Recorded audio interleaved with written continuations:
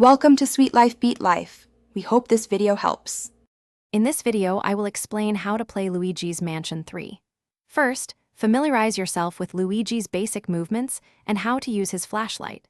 The Poltergust G00 is your main tool, so practice its vacuum and blow functions.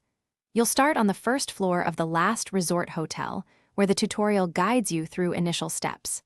Pay attention to the on-screen prompts to grasp the core mechanics quickly. This foundation is crucial for your ghost hunting journey.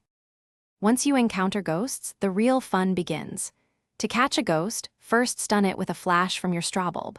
While it's dazed, use the Poltergust G00 to vacuum it up.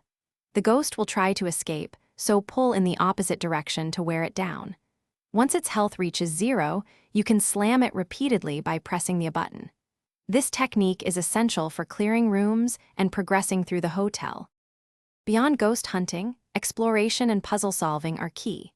The Darklight device reveals invisible items and booze, so use it often. Gooigi, your green doppelganger, is vital for reaching areas Luigi cannot.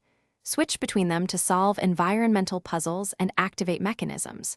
Always check every nook and cranny for hidden money, which can be thousands of coins and valuable gems. These collectibles are scattered across all 17 floors. Boss fights are unique challenges requiring observation and strategy. Each boss has specific attack patterns and vulnerabilities you must discover.